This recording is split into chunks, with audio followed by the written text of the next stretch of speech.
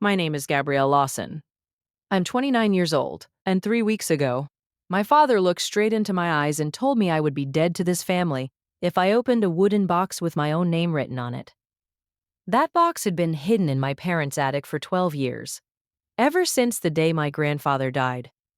Inside, it was something my mom and dad were ready to lose their only daughter to keep secret. And when I finally opened it in front of more than 50 guests at their 35th wedding anniversary party, not one person in that room ever looked at my father the same way.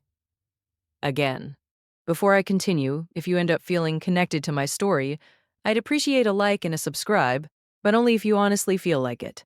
Also, leave your location and local time in the comments. Now let me take you back to a Saturday afternoon in late October, the day I climbed up into that attic. The drive from Columbus usually takes about 2 hours if traffic behaves. That Saturday, it doesn't. I hit construction outside Zanesville and spent almost 40 minutes crawling past orange cones and a guy in a hard hat waving a sign that says slow. By the time I finally reach my parents' gravel driveway in Millhaven, I'm already late. Millhaven has a population of around 4,000 people, maybe a little less depending on the year. Mom had asked me to come help clear out the attic. Their 35th anniversary party was the following Saturday, and Dad wanted to set up folding tables in the garage. That meant moving all the junk out of the garage, which meant moving all the junk from the attic into the garage first. The logic was a circle, but that's how my father works. Everything follows his timing, his plan, his rules. When I walk into the house, it's empty downstairs. Dad is out picking up rental chairs. Mom is at the church, finishing the dessert table plans. So I grab a flashlight from the kitchen drawer and pull down the attic ladder myself. The attic smells exactly the way it always has. Old wood, dust, and something faintly sweet, like dried tobacco leaves. Grandpa Eugene used to smoke his pipe up here when Grandma was alive because she refused to let him smoke in the house. That smell always reminds me of him, even after all these years. I start moving boxes around. Christmas ornaments, old tax papers, a broken humidifier. Then behind a stack of plastic bins labeled Todd High School, I see it, a wooden box, dark walnut, maybe 10 inches long, sealed with red wax, real wax, pressed with what looks like a signet ring. And on the lid, written in black ink in handwriting I would recognize anywhere in the world, is my name, Gabrielle, all capital letters, slightly slanted to the right, like he was always rushing to write something important. My grandfather wrote my name on this box, and I have never seen it before in my entire life. I carry the box downstairs. It's heavier than it looks. Something solid moves slightly inside when I tilt it. Dad's truck pulls into the driveway right as I reach the kitchen. I hear him stomp the mud off his boots on the porch. The screen door swings open and he walks in carrying 2 folding chairs, already talking. "Diane, did you call the rental place about the—" Then he sees me, he sees the box. The chairs fall straight to the floor. I've seen my father stare down plumbing contractors, church leaders, and even a county inspector who once tried to fine him for a fence problem. I have never, not once, seen the color drain from his face the way it does right now. "Where did you find that?" It's not really a question. It's a demand. "In the attic, behind Todd's stuff." "Dad, what is?" He crosses the kitchen in 3 quick steps and snatches it out of my hands. His other hand grabs my forearm hard, the kind of grip that leaves marks. "Open that and you're dead to this family." His voice is low and controlled, but shaking slightly around the edges. I stare at him. It has my name on it. "It's nothing. Your grandfather was confused near the end. Put it back." Just then, the screen door opens again. Mom walks in holding a foil-covered casserole dish, her car keys hanging from her pinky finger. She looks at the box, then at Dad's hand gripping my arm, then at me. She doesn't say anything. She simply turns and places the casserole on the counter, her back facing both of us, and that silence tells me everything. She isn't surprised. She has known about this box the whole time. I pull my arm free and place the box on the kitchen table. If it's nothing, then it shouldn't matter if I open it. Dad storms out of the room and slams the bedroom door so hard the picture frames rattle down the hallway. Mom slowly lowers herself into a kitchen chair. Both hands cover her face. She isn't crying yet. She's just bracing herself. I sit down across from her and pull the box closer. The wax seal is old and brittle. I crack it with my thumbnail. Underneath it, a small brass clasp holds the lid shut. I flip it open. Inside is a thick, manila envelope, slightly yellow with age. Under it sits a smaller white envelope, with my full name typed neatly on the front. Gabrielle Marie Lawson. I open the manila envelope first. 3 stapled document sets slide onto the table. I unfold the first one and read the top line. Warranty Deed State of Ohio County of Fairfield Grantor. Eugene R. Mercer Grantee. Gabrielle Marie Lawson Property. Address 412, Main Street, Mill Haven, Ohio. Date of transfer: June 14th, 2002. I was 6 years old. The second deed lists 40 acres of agricultural land off Route 33. Same date, same grantor, same grantee. Me, the third deed transfers a cabin on Buckeye Lake to me. June 14th, 2002. My hands aren't steady anymore. I open the white envelope. Inside are 4 pages of lined stationery, covered in Grandpa Eugene's handwriting. The first line reads, "Gabby, if you're reading this, it means they didn't give it to you willingly. I'm sorry." I read that sentence 3 times. My vision starts to blur. I place the letter down and look at my mother. She still hasn't moved her hands from her face. "Mom?" My voice comes out quieter than I expect. "Look at me. How long have you known about this?" She slowly lowers her hands. Her mascara has already begun to run. "Since the day he died?" I read the letter at the kitchen table while my mother sits 3 feet away and says nothing. Grandpa Eugene's handwriting becomes shakier toward the end, but his mind was sharp on every page. He explained everything clearly. In 2002, he transferred all 3 properties into my name because he didn't trust my father with them. The deeds were officially filed with the county recorder. The originals were placed in this box, and copies along with a sworn affidavit were left with his attorney, a man named Harold Finch. Then comes the part that makes my stomach twist. Grandpa wrote that during the last year of his life, he discovered my father had taken out mortgage loans against at least 2 of the 3 properties, loans signed by Raymond Lawson as guardian.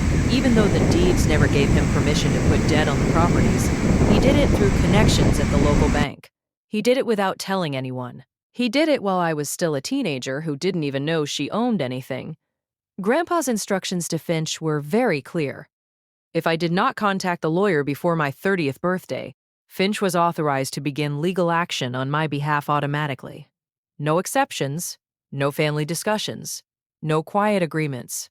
I put the letter down. My 30th birthday is February 8th, less than 3 months away. I look at my mother. Dad said Grandpa was confused. She shakes her head once, slowly, like the movement cost her energy. "Your father said it would destroy the family." "Which part?" I ask. "The stealing, or me finding out." She doesn't answer. She folds her hands together in her lap and stares at the tablecloth, like it might contain instructions on how to survive this moment. It doesn't. At the bottom of the last page, inside a small box drawn with a ruler, Grandpa wrote Harold Finch's phone number. I type it into my phone. "Here's something you should know about my grandfather. Eugene Mercer was a retired surveyor who smelled like pipe tobacco and WD-40, and almost always had dirt under his fingernails.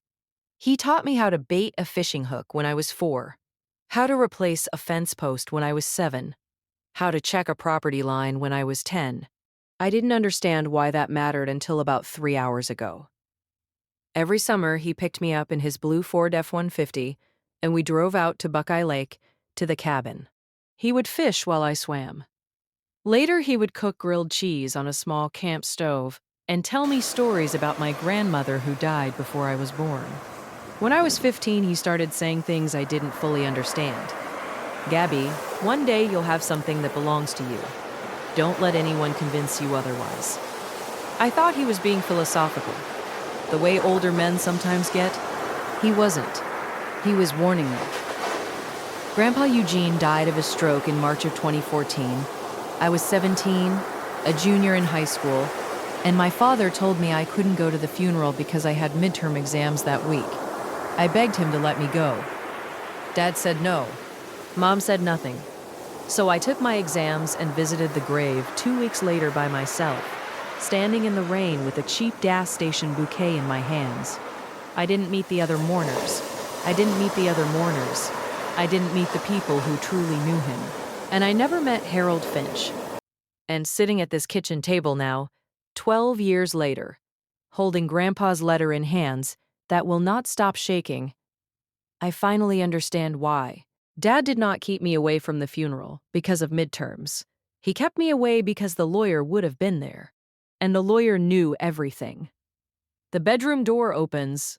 Dad walks back into the kitchen like he is stepping into a courtroom. His shoulders are straight, his jaw tight. He sees the deeds spread across the table, the letter, the open wooden box. He does not react. He was ready for this moment. "You don't understand what you're looking at," he says. He pulls to a chair, sits down slowly, and folds his hands on the table. His voice is calm now, controlled, like he has practiced this speech many times. Those properties were underwater. Taxes, repairs, liability. I saved them from foreclosure. I stare at him. "You should be thanking me by taking loans in my name without telling me. In your name," he snaps. "You were 6 years old. What exactly were you going to do? Manage rental property from first grade?" "I was 23, 25, 29, I say. "I could have handled them at any point in the last 10 years. He leans forward slightly. "I fed you. I clothed you. I paid for your braces, your car insurance, your first apartment deposit. And this is how you repay me? Over some pieces of paper." Mom is still sitting at the table. She hasn't moved. Outside, Todd's truck rumbles into the driveway. He's early for the party setup. The front door opens and he walks in carrying a case of beer. He sees the three of us sitting frozen around the kitchen table and stops. "What's going on?" Dad answers quickly. "Nothing. Your sister found some old paperwork." But Todd looks at the deeds, then the box, then Dad's face. And his expression doesn't change the way an innocent person's would. There's no confusion, no curiosity. There's recognition. He already knew. My brother knew about this box. I watch him place the beer on the counter carefully, like even the sound might set something off. He doesn't look at me. "Gab," he says quietly, "don't blow this up. It's their anniversary next week." I stand up slowly. "You knew? How long?" Todd exhales through his nose and rubs his jaw. He's 33 years old and still cannot look me in the eye when he's caught. 3 years, he mutters. "I overheard Mom and Dad arguing about it. And you said nothing?" "I figured Dad had it handled," he says. "It's not like you were using those properties anyway." The air leaves my lungs. I look at my brother, the one who got the house, the car, the startup money for the bar that lasted 8 months, the one who always had something while I lived in a studio apartment in Columbus with a used Honda that had 160,000 miles on it. "The deposit on your house, Todd," I say evenly. $45,000. Where did that come from? Silence. Complete, heavy silence. Mom closes her eyes. Dad's knuckles turn white on the edge of the table. Todd just stands there with his mouth slightly open, no sound coming out. That's my answer. Dad suddenly pushes back from the table. "You walk out that door with those papers," he says. "You don't come back." I gather the deeds and the letter. I place them carefully into my purse. The way you handle something that was taken from you and finally returned. Mom follows me to the porch. Her hand catches my sleeve. "Gabby, please." "The party is next Saturday. Don't ruin this for us." I stop on the second step and turn around. "Mom, you hid this from me for 12 years. The party is the last thing I'm thinking about right now. I drive back to Columbus with the windows down, even though it's 40 degrees, and my fingers ache on the steering wheel. My hands are still shaking. But for the first time in a long time, my mind is perfectly clear. Monday morning, I sit in my car in the parking lot of the law office where I work. I'm an administrative assistant, not a lawyer, but I've spent enough time around legal paperwork to recognize what a real deed looks like. I dial the number from Grandpa's letter. 2 rings. Finch and Associates. This is Harold. The voice sounds old and precise, like a clock that still keeps perfect time. Mr. Finch, my name is Gabrielle Lawson. Eugene Mercer was my... Gabrielle, he says gently. He says my name the way you say a word you have been expecting for years. I've been waiting for this call for 12 years. He asks me to come to his office in Lancaster. I take a half day from work and drive 40 minutes south. Harold Finch is 74 years old, silver hair, reading glasses, hanging on a chain in an office that smells like old books and printer toner. He shakes my hand with both of his and holds it for a moment longer than usual, like he is making sure I'm real. Then he tells me everything. He sent me 2 letters. One when I turned 21, another when I turned 25. Both came back marked Return to Sender. He contacted the Millhaven post office and discovered my forwarding address had been changed by my father. I considered driving to your apartment myself, Finch says, but Eugene's instructions were clear. You had to come to me. He wanted it to be your choice. He opens a filing cabinet and pulls out a folder 3 inches thick. Inside are copies of every deed, the sworn affidavits Eugene signed before a notary, a full timeline of every mortgage Raymond filed. Your grandfather was not confused, Gabrielle, Finch says. He was the most deliberate client I ever had. Finch looks at me over his glasses. Do you want me to file now? He asks. Or do you want to give them a chance to fix this? I tell him I need a week to think. By Wednesday, the phone calls begin. Dad has been busy. He has called every aunt, uncle, and cousin within a 2-state radius, and the story he is telling does not include mortgage fraud or sealed boxes. Ed Carroll calls first. Gabby, honey, your father says you found some old documents and you're threatening to sue over property after everything he's done for you. Uncle Jerry sends a text. Family is family. Don't be the one to break it. My cousin Marcus, who I haven't spoken to since Thanksgiving 2022, messages me. Heard you going after your parents for money. Classy. Todd posts in the family group chat. 31 people, including second cousins I've never even met. Some people will sell their family for a property deed. I take screenshots of everything. I do not respond. Dad's version of events is simple and clean. Ungrateful daughter finds old paperwork, hires a lawyer, and tries to extort her aging parents right before their anniversary. He leaves out the 12 years, the forged signatures, the mortgage loans, the sealed box. By Thursday, I've received 9 calls, 2 voicemails, and 14 texts, all some version of the same question. How could you do this to Ray and Diane? Then on Friday night, my phone rings, and I almost don't answer. But the area code is different.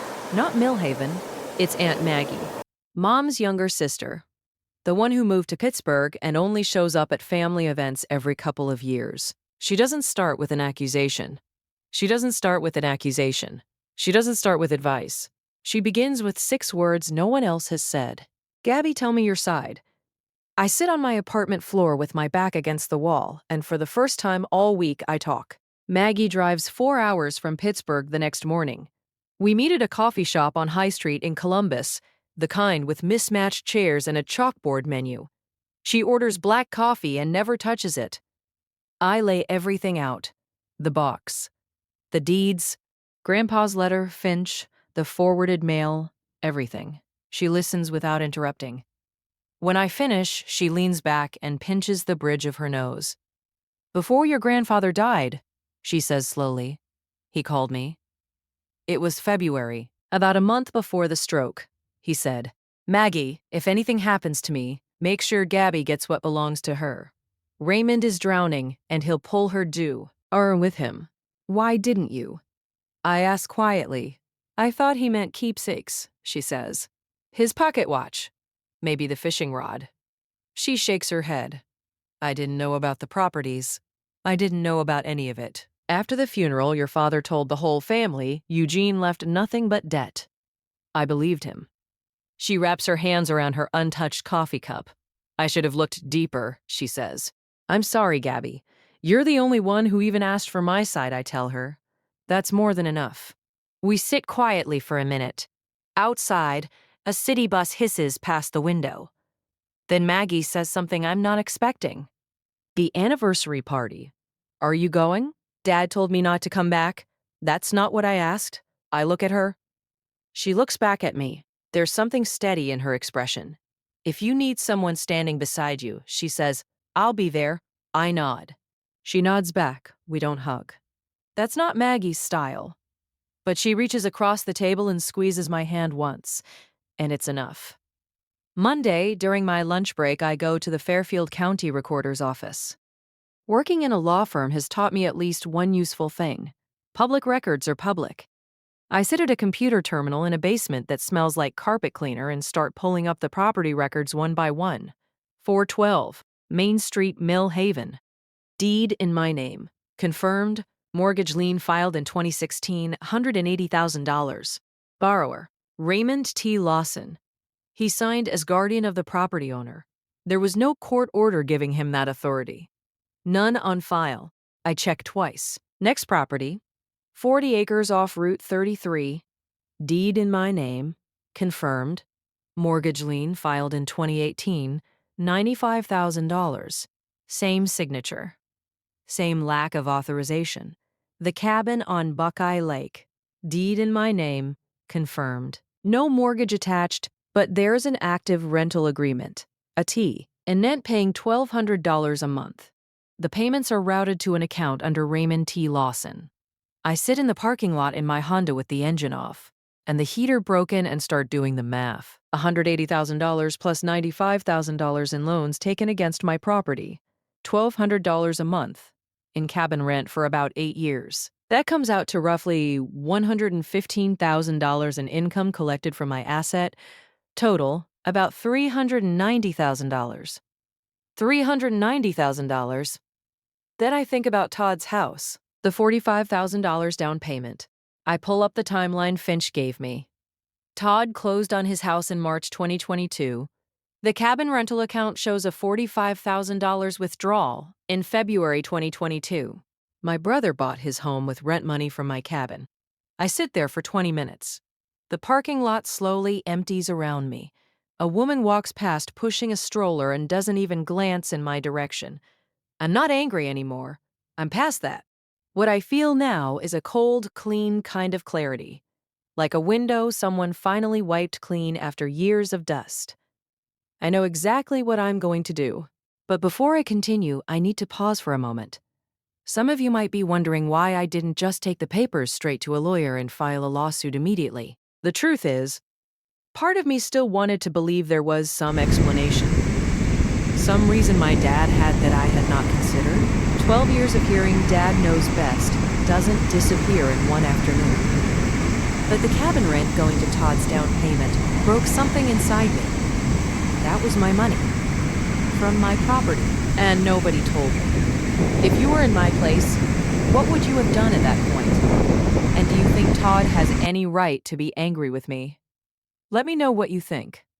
Because what happened next is when everything started moving very fast.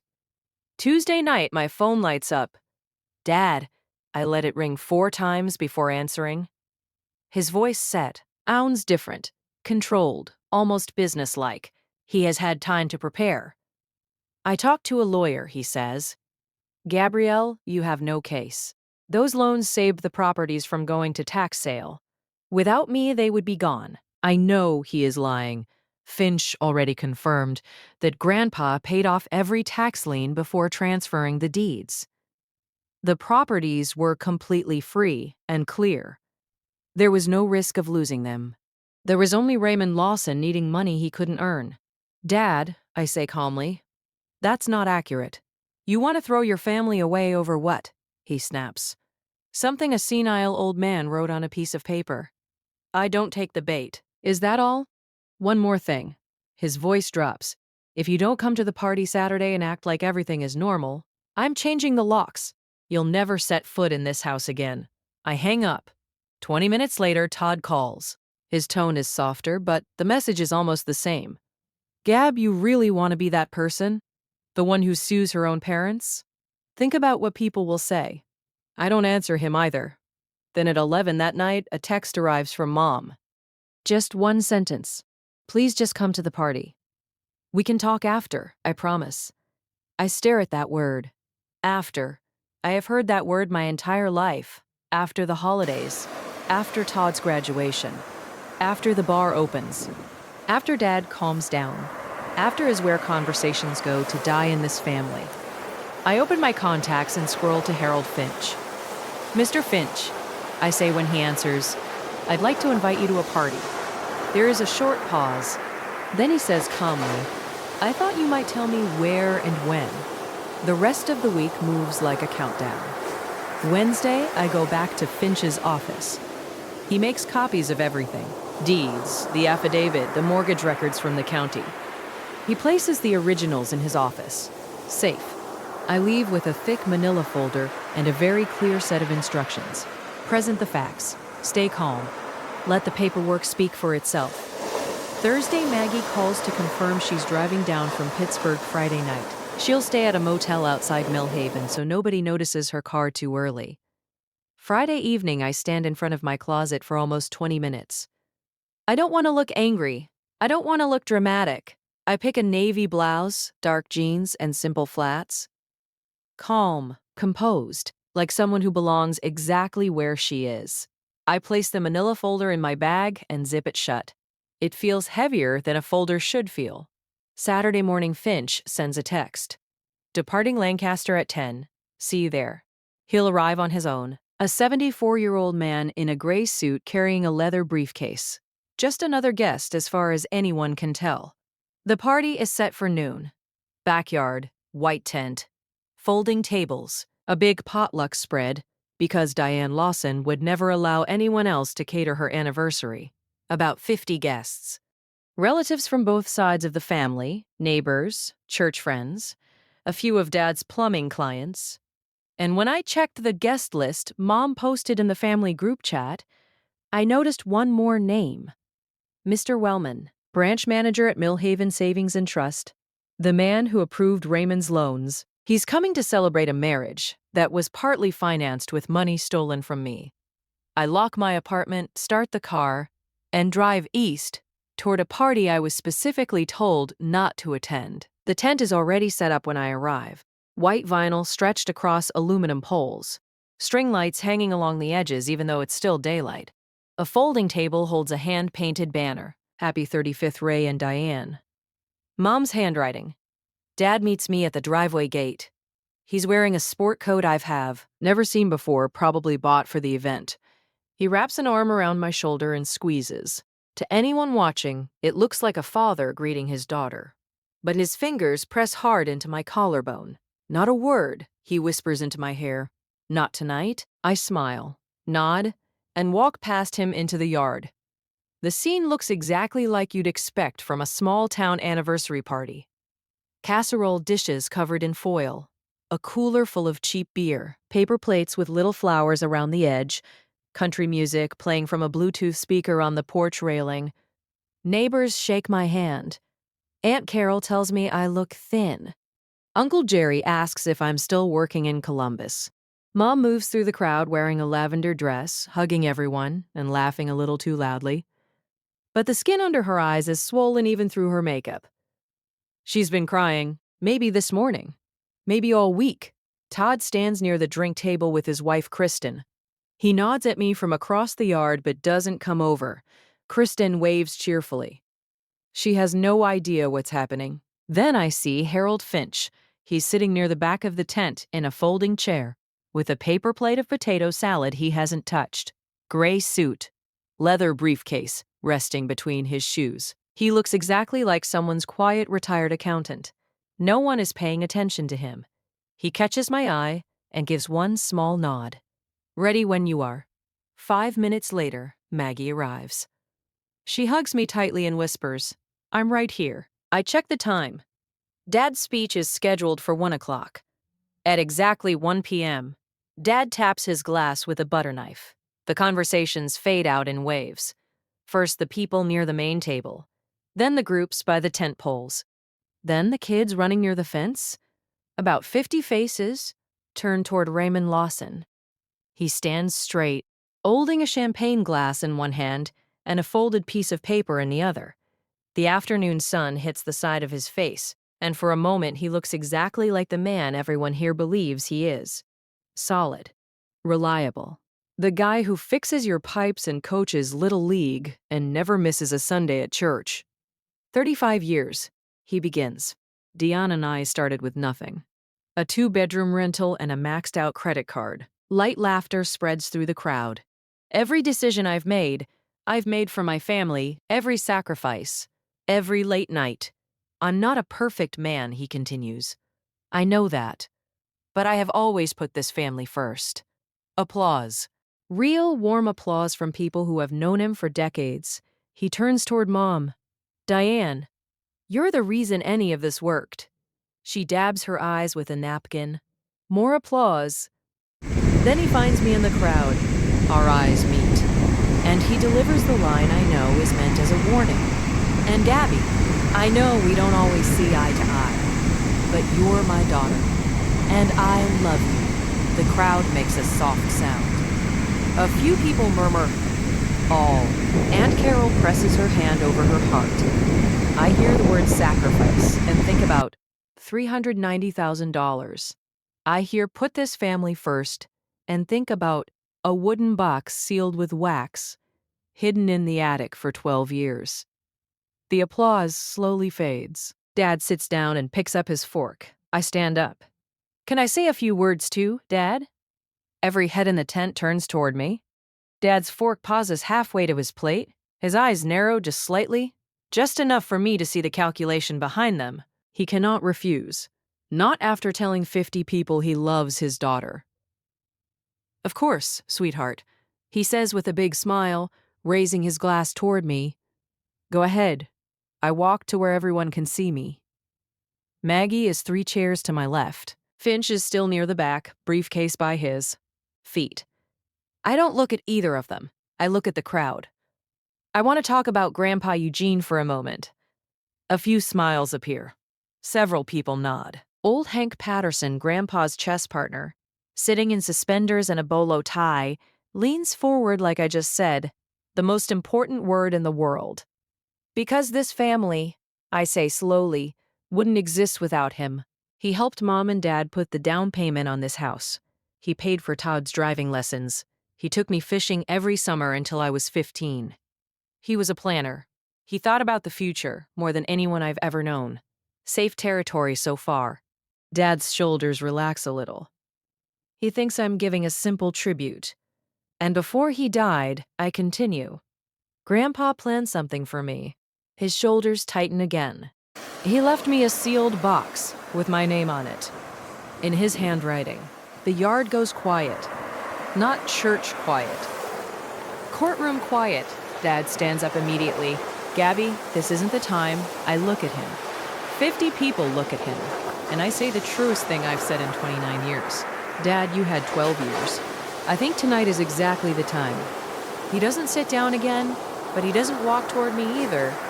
He just stands there while everyone watches. Sit down, he says quietly. It's the voice he uses when he thinks he doesn't need to raise his volume, when he believes authority alone will be enough. But this isn't his kitchen. This is a tent full of people already leaning forward in their folding chairs. Aunt Carol speaks first. Ray, let her talk. Mom's voice comes from the head table, small and strained. Ray, let her finish. Dad turned sharply toward her. Stay out of this, Diane. A ripple moves through the crowd. Uncle Jerry slowly sets his beer on the table. Kristen, Todd's wife, pulls her phone out of her pocket without thinking, then slowly puts it back. Todd pushes his chair back. Come on, Gab, he says quietly. Let's talk about this outside. He reaches for my arm. I step back. The same arm Dad grabbed in the kitchen 2 weeks earlier. No, I say. I'm going to say this here.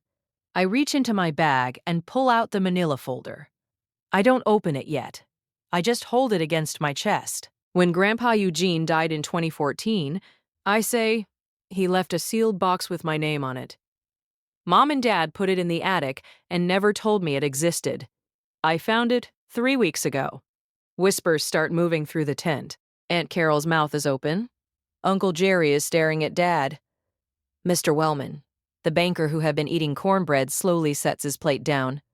Inside that box, I continue, were 3 property deeds in my name, transferred to me when I was 6 years old. Old Hank Patterson slowly stands up, using the back of his chair for support. His voice carries clearly across the yard. Eugene told me about that box. Every head turns toward him. He told me in 2013, Hank continues, said it was for Gabby, said nobody else was supposed to touch it. Dad stares at Hank, then at me, then at the folder in my hands. The yard is so quiet I can hear the faint buzzing of the string lights overhead. The music from the porch speaker keeps playing, some cheerful country ballad about small towns and Friday nights. It sounds completely wrong right now. Dad tries again. He turns to the crowd, raising his hands slightly like a reasonable man explaining a misunderstanding. Listen, he says. Eugene was sick near the end. He wasn't thinking clearly. He made promises he couldn't keep. And I had to clean up the mess. Hank doesn't sit down. Eugene Mercer was sharper at 70 than most men at 40, he says firmly. I played chess with him every Tuesday for 11 years. That man never made a move without think, Angie 3 steps ahead. A quiet murmur spreads through the tent. People are looking at Dad differently now. Not anger yet, but doubt. Questions. Then Harold Finch stands up. He moves slowly and calmly. He picks up his briefcase, buttons his jacket, and walks to the front of the tent with the steady pace of a man who has handled much harder situations than a backyard gathering in a small Ohio town. Mr. Lawson, Finch says. His voice is quiet, but it cuts through the murmuring instantly. I think it's time we clarify a few things. Dad turns and sees the briefcase, the suit, the glasses hanging on a chain. Recognition hits his face like a slap. Who invited you? Finch sets his briefcase on the nearest table beside a platter of deviled eggs. Eugene did, he says calmly. 12 years ago. The song on the porch speaker ends. For 3 full seconds, there is no sound at all. Just 50 people holding their breath and the wind brushing lightly against the tent. Finch opens the briefcase. He places 3 documents on the table side by side, gently moving the deviled eggs aside without comment. My name is Harold Finch, he says. I was Eugene Mercer's attorney for 22 years. He pauses so everyone can process that. Before his death, Eugene transferred 3 properties into his granddaughter's name. 412 Main Street, 40 acres off Route 33, and a cabin on Buckeye Lake. These are recorded deeds filed with the Fairfield County Recorder's Office. They are not unclear. They are not disputed. They are legal facts. He takes out a 4th document. Eugene also left a sworn statement expressing concern that Mr. Lawson had taken mortgage loans against 2 of these properties without legal authority. I have verified this through county records. The loans were signed by Raymond Lawson as guardian, a role the deeds did not grant him. Finch does not raise his voice. He does not point fingers. He simply speaks. And every word lands like a stone dropped into still water. Dad finally says something. Those properties would have been lost without me, Finch replies immediately. There was no risk of loss. Eugene paid off all debts on those properties before transferring them. They were completely free and clear. Someone whispers, "Oh my God." Uncle Jerry crosses his arms. Ray, is that true? Dad opens his mouth, closes it, opens it again. Nothing comes out. At the head table, Mom is crying openly. Not the quiet tears she sometimes used to end arguments. Real crying. The kind that bends your shoulders forward. Mr. Wellman, the banker, quietly pushes his chair back, stands up, and walks toward the driveway. He doesn't look at anyone. No one stops him. But everyone notices. Dad changes tactics quickly, like a man shifting his weight on a sinking boat. I did it for this family, he says. His voice cracks for the first time. Not with authority. With something raw. You think I wanted to borrow against those properties? Do you know what it costs to keep a roof over your heads? Do you know how many nights I stayed awake worrying about bills? A few older relatives look uncomfortable. Aunt Carol stares down at her hands. This might have worked 3 weeks ago in private, but not here. Not after sealed boxes, hidden deeds, and 12 years of silence. Todd says quietly, "Dad, stop." But Raymond doesn't stop. He points at me. "And you," he says. "You sit in your little apartment in Columbus and think you know everything. I built this. Everything you see here, this house, this yard, this family." Uncle Jerry shakes his head slowly. "Ray, nobody's arguing about that. But you took the girl's property, the sentence hangs in the air. Simple. Clear. Devastating." Dad turns toward Mom like he's playing his last card. "Tell them, Diane. Tell them it was your idea too." The entire tent goes silent again. Every eye moves to my mother. Diane Lawson has spent 35 years agreeing with her husband, smoothing arguments, keeping the peace. But now she looks across the table at him, and she says quietly, "No, it was yours, Ray. It was always yours." Her voice is barely louder than a whisper, but everyone hears it. I told you she would find out. Dad just stands there with his mouth open. For the first time in 35 years, my mother has publicly said no to him. I let the silence last exactly 3 seconds. Then I turn toward my brother. "Todd," I say, "your house, the $45,000 down payment. Where did that come from?" He's still standing by the drink table holding a bottle of beer that's sweating in his hand. He hasn't taken a sip in 10 minutes. "That's not relevant," he says. "Finch doesn't even look up from the papers, if I may," he says calmly. "I have records showing a $45,000 withdrawal from the rental income account associated with the Buckeye Lake cabin. February 2022. He pauses. Mr. Todd Lawson closed on his home in March 2022. The math is not complicated. 50 people do that math at the same time. Kristen stands up slowly. She's 31, a dental hygienist married to Todd for 4 years. She believed the down payment came from their savings and a small loan from his parents. "What is he talking about, Todd?" Todd sets the beer down, opens his mouth, closes it again. For a moment, he looks exactly like our father did 2 minutes earlier. His jaw moving, no words coming out. The machinery of excuses finally stopping. He doesn't answer. Instead, he walks out of the tent, past the folding tables, past the banner that says, "Happy 35th," and disappears around the side of the house. Kristen watches him go. Then she looks at me, then at Finch, her lips pressed together, not angry, just stunned. The look of someone realizing the ground beneath her feet isn't what she was told it was. "Excuse me," she says quietly, and she follows him. Aunt Maggie leans slightly toward me and says just loud enough for me to hear, "Well, that's one way to clear a room." "That's 2 marriages he's shaken in one afternoon," Aunt Maggie says quietly from her chair. I take a slow breath. The yard smells like grilled hamburgers, cut grass, and someone's overly sweet perfume. And underneath all of it, the faintest trace of pipe tobacco. That's probably just my imagination, but it feels like permission. I turn back toward the tent. 50 people who watched me grow up, people who sent birthday cards, graduation checks, and casserole dishes when Grandpa died. They deserve the truth, but they don't deserve venom. I didn't come here tonight to humiliate anyone. I say calmly. My voice stays at the level you would use when explaining something difficult to someone you still respect. I came because I spent 12 years being told I wasn't ready, wasn't responsible, wasn't enough. And it turns out the whole time I was the one who had something, and it was taken from me. Hank nods slowly. Maggie nods too. A woman I don't recognize, maybe one of Mom's church friends, covers her mouth with her hand. "I'm not asking for revenge," I continue. "I'm asking for what legally belongs to me, and I'm asking for the truth, which I think everyone in this room deserved to hear a long time ago." Then I look at Dad. He's still standing, but his posture is different now. Smaller, somehow, like a building after the scaffolding has been taken away. "Dad," I say quietly, "I love you, but I can't pretend this didn't happen. And I won't." Then I turn to Mom. "Mom, You could have told me any time in the last 12 years.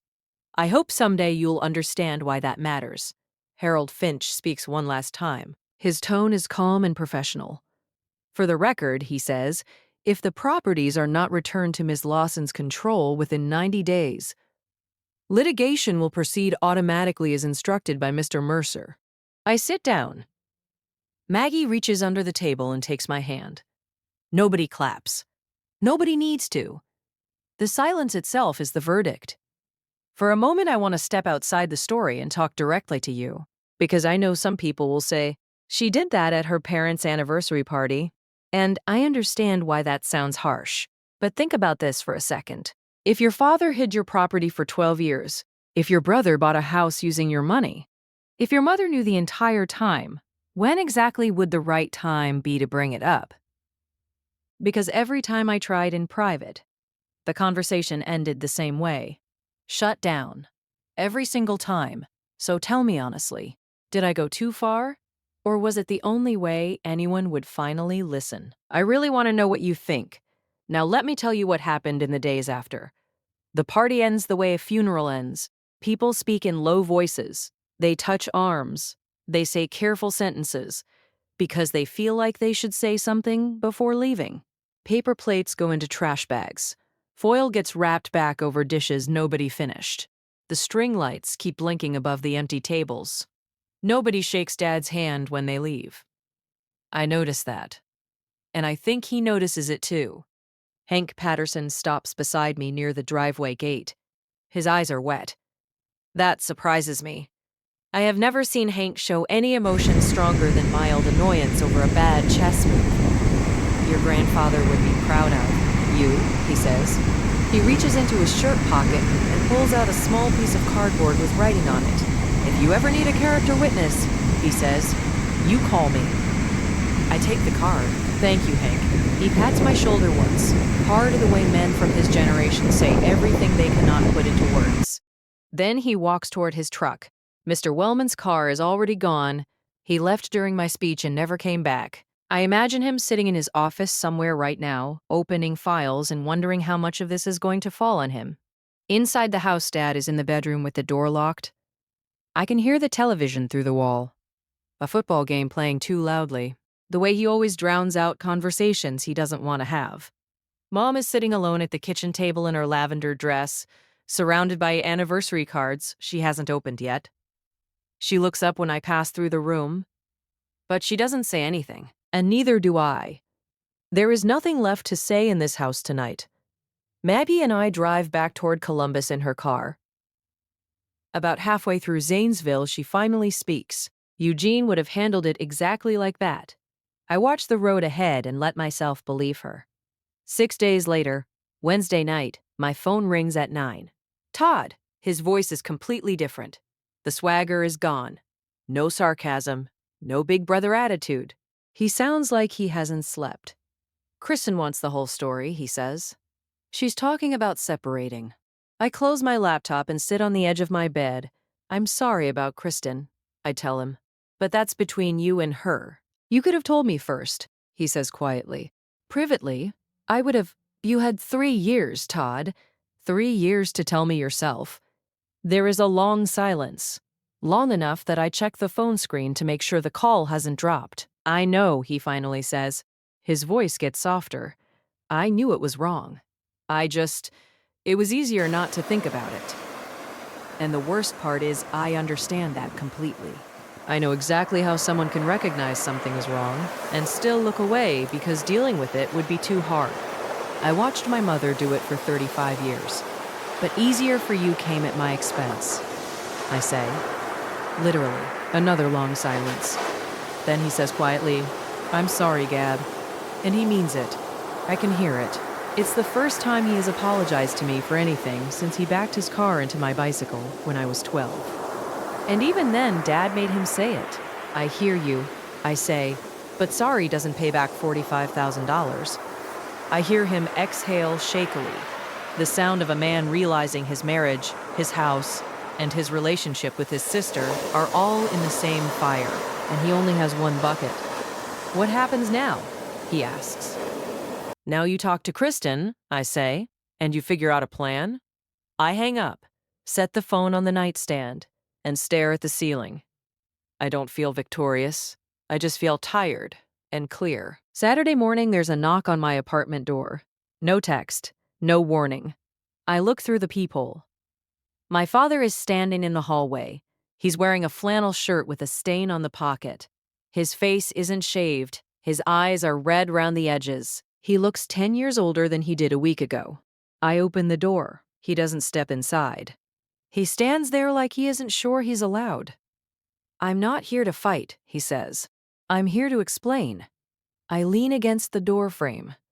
I don't invite him in, but I don't close the door either. In 2014, he begins, "When your grandfather died, I owed $60,000 from the shop." The second business had failed. The bank was threatening to take the house. He stares down at the car. Pet. "I didn't know what to do." He pauses. "The properties were sitting there in your name. I told myself I'd borrow against them, clear the debt, and pay everything back before you ever needed to know. But one loan led to another." I nod slowly. He isn't denying it. "Why didn't you ask me when I turned 18? Or 21? Or any time in the last decade?" I ask. "Because by then I owed too much." He looks up at me, and I was ashamed. For a moment I look at my father and I don't see a villain. I see a 58-year-old man from a small town who lost 2 businesses, panicked, and made a decision that got worse every year he didn't fix it. But understanding someone doesn't mean absorbing what they did. "Dad," I say quietly, "I believe you were desperate. But you could have been honest. That would have cost you nothing." I hold the doorframe tighter. "Instead, you chose to lie. And it cost you everything. The properties are mine," I say. "That's not negotiable." He nods once, turns, and walks down the hallway. He doesn't look back. Monday, Harold Finch's formal letter arrives at the Lawson house by certified mail.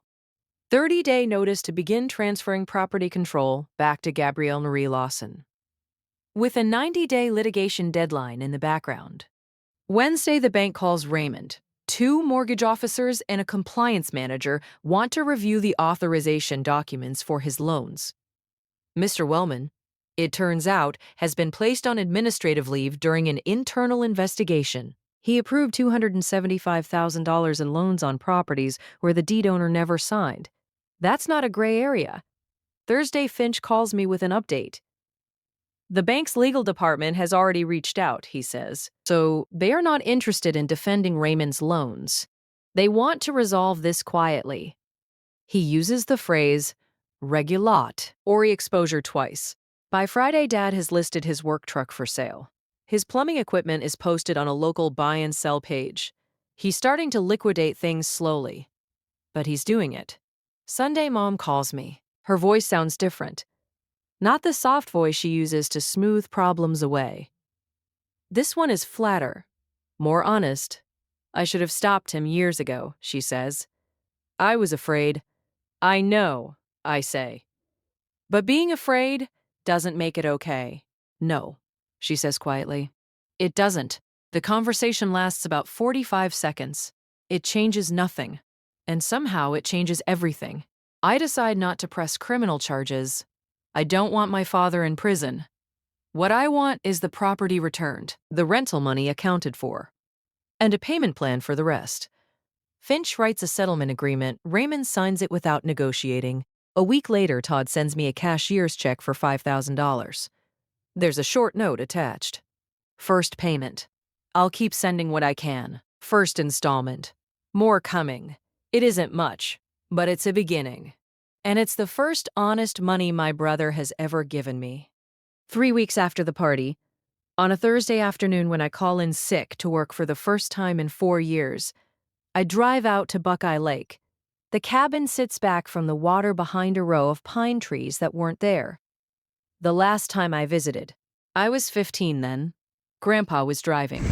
He let me control the radio the whole trip. I park in the gravel pull-off and sit in the car for a long time. The lake is gray and flat under a November sky. A heron stands in the shallow water, perfectly still, like it is waiting for something it knows will eventually arrive. The tenant moved out last month. Finch sent them a notice when the property officially returned to me.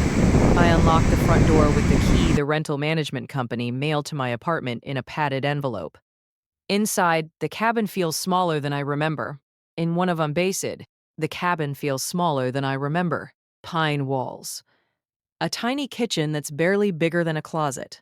A wood stove in the corner with a cast iron kettle sitting on top. The tenant left the place mostly clean, a few scuff marks on the floor. A towel hanging from the bathroom hook. But on the small table beside the window, there's a logbook, a guest log. And on the very first page, before any of the tenant entries, written in handwriting I would recognize from across a crowded room. This cabin is for Gabby. Treat it well. I sit down on the porch steps. The wood is cold through my jeans. In front of me, the dock stretches out across the water exactly where it was when I was 10 years old and Grandpa taught me how to skip stones. I pull his letter out of my bag. I read the last line again. You don't owe anyone your silence. Not even me. Be brave, Gabby. That's when I cry. The first time since I opened the box. I sit there on those steps and let it all come out. The anger, the grief, the relief, all of it. And I don't try to stop it. 3 months later, in February, my 30th birthday arrives. Finch's deadline passes without any problems. The properties are officially mine in full. No lawsuit needed, just paperwork, patience, and a 74-year-old lawyer who kept a 12-year promise. 412 Main Street, I keep it. The tenants, a young couple who have been renting for 3 years, stay there.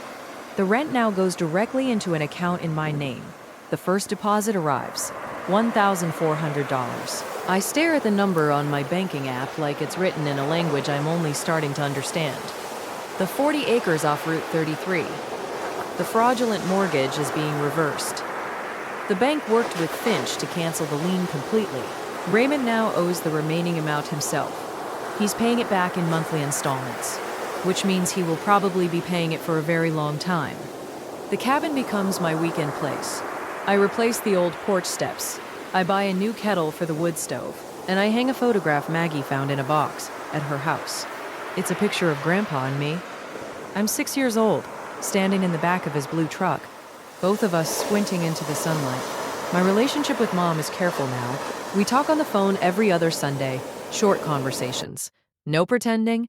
Last week she told me she started seeing a counselor. Her first time at 56. I told her I was proud of her, and I meant it. Dad and I don't talk. I told him through Finch that when he's ready for an honest conversation, I'll listen. The door is open, but I'm not knocking on his anymore. Todd sends 3 more checks. He and Kristen start couples counseling. She hasn't left him yet, but she moved into the guest room. And he knows exactly why. Meanwhile, I enroll in a PAR, a legal certification program. Classes start in March. For the first time in my life, I have a 5-year plan that actually belongs to me. On the night of my birthday, I sit at the cabin table with a pen and a sheet of lined paper, the same college-ruled stationery Grandpa used for his letter. I found a pack of it at a Staples in Columbus and bought it without even thinking about why. I start writing, "Dear Grandpa," I found it. I opened it, and I didn't let them stop me. You were right about the properties. You were right about Dad. You were right that I would have to fight for it. And you were right that I would need help. Mr. Finch is exactly the man you said he would be, and I think he misses you almost as much as I do. But you were wrong about one thing. In your letter, you said you were sorry. You said you were sorry you couldn't hand me the box yourself. You said you were sorry it had to happen this way. You have nothing to apologize for. You are the reason I'm sitting here. You gave me 3 properties. That's what everyone talks about. The money, the deeds, the legal drama. But that's not the real thing you left me. The real thing was the last line of your letter. You don't owe anyone your silence. I carried that sentence into a tent full of 50 people, and it gave me the only permission I ever needed. Permission to tell the truth out loud. I love you. I miss you. And I wish you could see the cabin tonight. The pine trees are taller than the roof now. And the heron is still here, Love, Gabby. I fold the letter and place it inside the walnut box. The box sits on the shelf above the wood stove beside the framed photo of Grandpa and me on the truck. The year he decided to give me a future no one else could take away. I close the lid. The box stays there. It belongs here. It's past 10 when I walk out to the dock. The lake is black and still, reflecting a sky full of stars you can't see from Columbus. The air is cold enough that I can see my breath. I sit at the edge of the dock with my sneakers off, my feet hanging above water that I'm definitely not brave enough to step into in February. Behind me, the cabin windows glow with the warm orange light of the wood stove. In front of me, there is nothing but open water, quiet air, and the kind of darkness that doesn't feel empty. It feels complete. People will tell you that keeping the peace is the same as keeping your family. It isn't. Sometimes keeping the peace just means staying quiet while someone takes what belongs to you and calls it love. I did that for 12 years. Not because I was weak, because I didn't know. And the people who should have told me decided their comfort mattered more than my future. My grandfather gave me 3 properties, but the real gift wasn't land or money. The real gift was permission. Permission to stop being silent. Permission to believe that what I deserved wasn't something I had to earn by disappearing. I'm not dead to my family. I don't know exactly what I am to them now. Daughter, plaintiff. The one who ruined the anniversary party. But I know what I am to myself. I am the most alive I have ever been. That's my story. Or at least that's where it stands right now. If you have ever had to choose between peace and honesty in your own family, I see you. And I hope this story helped even a little. If you want to hear more stories like this, they're Flash. Another one linked in the description that you might really connect with. And if you're still here, thank you. It means more than you probably realize.